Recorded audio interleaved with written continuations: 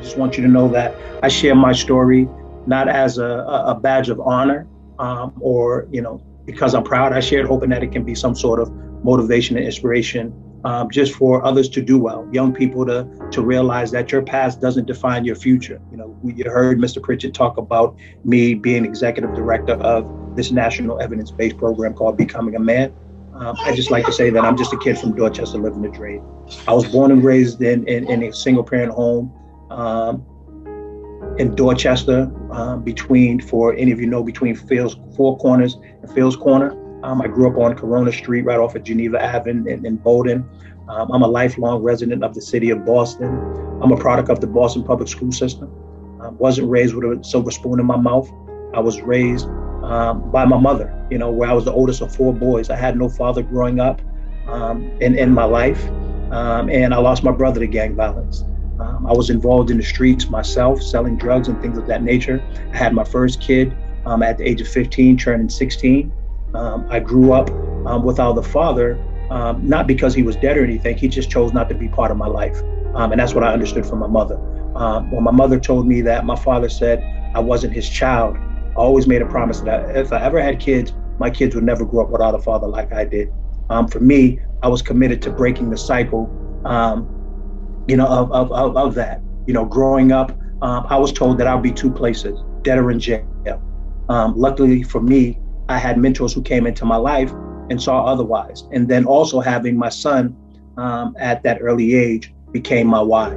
In high school, in the Boston Public School, I went to just about every middle school before I was kicked out because I was too old and gang affiliated. Story was the same through high school. I got kicked out of middle school, went to high school. And when I got to high school, I got sent to one school as a last resort, which was Charleston High School. And this is why I'm going to connect a caring adult and how important the people that you have on this call are in your life.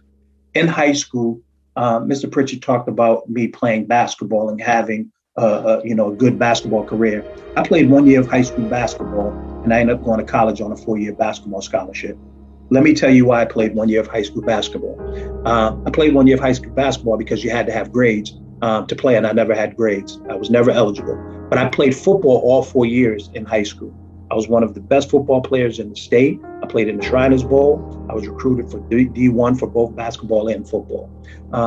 So I was able to play football because all you had to do was pass the previous school year to be eligible for football. So if I failed the first 2 terms with Fs, I made sure I passed the 3rd and 4th terms with Ds, and I went to summer school every year to pass summer school, and I was eligible to play the next year. That was my plan all throughout high school.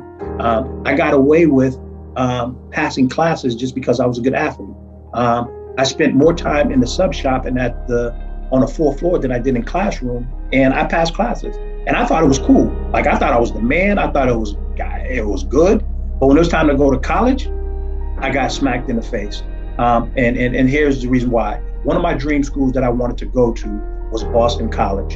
And Boston College recruited me for both basketball and football. And you know what BC said to me? They said, Sean, much as we love you as an athlete, we can't do nothing with you because of your transcript. And they were talking from middle school. And I was like, middle school? And I couldn't believe it. So I lost that opportunity. I keep my transcript with me today, and I share it with young people, again, just so they can see. I show them that my transcript from middle school was all Ds and Fs, and I didn't see consistent A's and B's until my senior year when I started to play basketball. I had one mentor in high school who was a black man, was the first black man that I saw in a suit and tie that I respected. And his name, some of the adults know him on his phone, on his call is Ed Powell. I remember in high school, Ed Powell called me to his office. This is my mentor. He says, I see you have, you got all these guys following you. Won't you take that negative energy and channel it into something positive? So Ed had asked me, he said, what's my plan? And I said, well, when I leave here, I'm going to go outside and see the girls, and then I'm going to go back around the block. Ed said, no, what's your plan for life?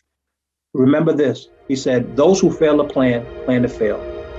All right? Young people, I want you to hear this again. He said to me, those who fail to plan to fail. When he said that, he said, no, young man, what is your plan for life? I said, I don't know. I never thought about it. He said, well, think about this. He said, do you have a job?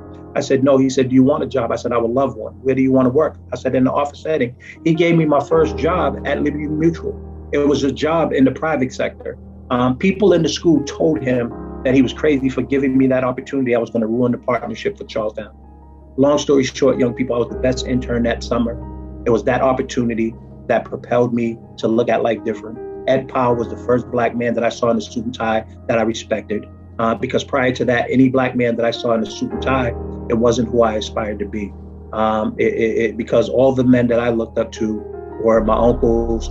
It was the guys around the way. That's how I got involved in a lot of negativity that I did. When you want to talk about bullying and things of that nature, it was about how I wanted to be connected to something. I remember young, I remember being bullied. I remember, and I share this story all the time. I remember this one kid always taking my lunch money on the bus, always taking my lunch money. I remember my mother having to pay someone to protect me from this young person. And then, I remember, when I was moving, this young man happened to be over my house, and we were wrestling, just wrestling. And I handled him. I just manhandled him, and it went back to like, this kid wasn't even that strong. He wasn't strong. He wasn't who he pretended to be. Next thing you know, he became my best friend. He was giving me all types of toys. And I just found out like he didn't have love. So Zion, you spoke to that. It went back to his home. It went back to just so many things, King. So really feeling connected to that. And when you spoke about that, and then, just again, fast forwarding to how important Ed was in my life. Ed was the first man that I saw who modeled what it meant to be a husband, what it meant to be a professional. Because all the men that I looked up to growing up, who I thought were teaching me how to be a man, they were teaching me the wrong way. One of the things you said, when they, and I'm not sure it happens now, but you spoke about it in the past, calling you punks and things of that nature. What I want you to understand is that's not about you. That's about them, King. That's their stuff. That's work that they have to do. So understand that that's not about you. That's about them. And hopefully, they get to the point where they deal with that, because that was me. That was me hurting people. When we say hurt people, I grew up, hurting people and things of that nature. And it wasn't until I started doing my work and working on self that I realized the impact that I was having on other people. So I want you to know, King, that is not about you. That is not about you. That's their work. And you continue to show up and educate people the way you are doing, because you're destined for great. I talked about, my father not being in my life. I talked about my brother, being murdered through gang violence. I never dealt with that. I never grieved around that. I kept all that in. I bottled it. And it wasn't until I started this men's work that I started to deal with those traumas. Because Zion, like you said, I too was guilty of saying that I'm not crazy. I don't need counseling. That, men don't cry. That was me. I wore that mask. For me, it was about pride. It was about being that alpha male. I was always the top dog in whatever I did, whether it was the streets, it was basketball, and I wore that. It wasn't until I started this men's work that I got in tune with my emotions, my feelings. My wife would always say to me, you should talk to someone. You should go seek counseling. And I would say to my wife that I'm not crazy. I don't need to seek counseling. I know what it is. And it wasn't until I dealt with that. The analogy that I use, and I'll end it here after this, is it's like a Coke bottle. You shake it up, you take that top off, what happened? It explodes. That was me. Once I started to deal with those emotions, I had to come back and have a conversation with my wife and apologize to her and say, you know what, I get it. I apologize, because when I was hurting, I wasn't dealing with my hurt, I was hurting a lot of other people. And one of those people that I was hurting was my wife. Because again, she would say to me, you should talk to someone, you're heartless. And I didn't know what she meant. And it wasn't until I started doing this work and I did this men's work that I started to deal with that. Zion, and to all the young people, I've cried more in the past 4 years than I have in my entire life. I'll say that again. I've cried more in the past 4 years than I have in my entire life, because I'm okay with showing vulnerability. I'm okay with dealing with my emotions. I got emotional when I hear, when I joined this call and I just saw the energy, I got emotional. I tell Ed, who's my mentor, I tell him every day or every opportunity that I get, I tell Ed that I love him and thank him for helping me become the man that I am today. And you know what he says to me, King? He says, you don't owe me anything. Just do what I did for you for someone else and pay it forward. So that's why I do this work that I do. Ed knew I was going to be in this position before I knew. He saw that leadership. So when he went back and he said, I see you have these leadership qualities, won't you take that and channel it into something positive? That's what people see in you, King. They see that leadership in you.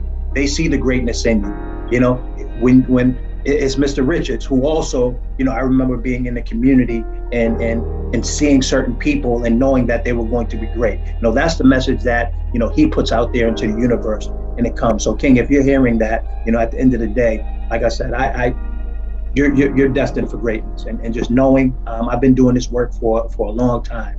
And if you just, you know, stay with your purpose, bring your gold every day, you know, show up as your authentic self. As I said, I'm the executive director. You know, yeah, I've been in rooms with President Obama and, you know, on conference calls and things like that. But end of the day, there's nothing like this. You all, this gives me the greatest pleasure in anything that I do. I tell people every day, and I mean this with everything in my heart, I don't work a day in my life because I love doing what I'm doing, because I know who I'm doing it for.